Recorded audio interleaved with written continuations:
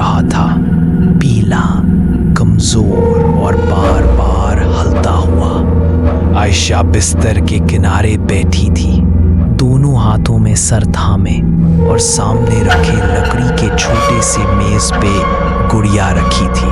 गुड़िया पुरानी थी, बहुत पुरानी। उसका जिस्म कपड़े का बना हुआ था, मगर चेहरा मिट्टी का, जिस पर वक्त ने दरारें डाल दी थी। बाल काले बेतरतीब, जैसे कभी कंघी को देखा ही ना हो। आंखें बड़ी शीशे की और हद से ज्यादा जिंदा लगती थी। आयशा को सबसे ज्यादा मसला उन्हीं आंखों से था। वो पलकें नहीं झपकती थी। आयशा ने घड़ी देखी, रात के 2:14। बस आज आखिरी रात है, उसने खुद से कहा। कमरे में उसके सिवा कोई और इंसान नहीं था, या शायद था। ये सब एक हफ्ता पहले शुरू हुआ था। आयशा और उसका भाई हारिस शहर से दूर उस पुराने घर में आए थे। घर उनके मरहूम वालिद का था, जो बरसों बंद पड़ा रहा था। वालिद की वफात के बाद दोनों ने फैसला किया कि कुछ दिन यहाँ गुजार कर घर को बेचने का इंतजाम करेंगे। पहले दिन सब कुछ ठीक था, दूसरे दिन भी, और तीसरे दिन तीसरे दिन आयशा को तहखाने में एक संदूक मिला, लकड़ी का भारी जंग आलूद ताले के साथ। हारिस, ये देखो, आयशा ने आवाज दी। हारिस ने संदूक को देखा तो उसके चेहरे पर अजीब सी संजीदगी आ गई। खोलो मत, उसने फौरन कहा। क्यों? पता नहीं, बस दिल नहीं मान रहा। आयशा ने हंसकर ताला तोड़ दिया और अंदर से वो गुड़िया निकली। ये तो डरावनी है, आयशा ने कहा। हारिस ने गुड़िया को हाथ भी नहीं लगाया। इसे वापस रख दो। अरे, बचपन की होगी, शायद अब्बू की या किसी और की। आयशा, मैं कह रहा हूँ। मगर आयशा ने गुड़िया उठा ली। उसी लम्हे तहखाने का दरवाज़ा जोर से बंद हो गया। दोनों चौंके। ये हवा का झोंका होगा, आयशा ने कहा, मगर उसकी आवाज़ खुद उसके कानों में कमज़ोर लग रही थी। हारिस ने कुछ नहीं कहा, बस उसकी नज़रें गुड़िया की आंखों पर जम गई थी।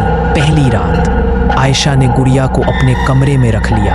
हारिस ने मना किया था, मगर आयशा ने बात टाल दी। तुम हर चीज़ से डर जाते हो, उसने हंसते हुए कहा था। रात के ठीक 3 बजे थी, मगर अजीब किस्म की। उसने करवट बदली, गुड़िया मेज पर यही थी। आयशा उठ बैठी। ये क्या? उसकी नज़र बिस्तर के सामने पड़ी कुर्सी पर गई। गुड़िया वहां बैठी थी, बिल्कुल सीधी, आंखें आयशा की तरफ। आयशा की सांस रुक गई। हारिस, उसने दबे लहजे में पुकारा। कोई जवाब नहीं आया। सुबह आयशा ने सब कुछ हारिस को बताया। हारिस का चेहरा जर्द पड़ गया। मैंने कहा था उसे हाथ मत लगाना, उसने गुस्से में कहा। तुमने ही तो नहीं रखी? आयशा ने पूछा। नहीं, मैं रात भर अपने कमरे से बाहर नहीं निकला। दोनों ने गुड़िया को दोबारा संदूक में बंद कर दिया, ताला लगाया, संदूक को तहखाने में रखा और दरवाजे पर भारी चीजें रख दी। उस दिन दोनों ने सुकून का सांस लिया। गलती यही थी।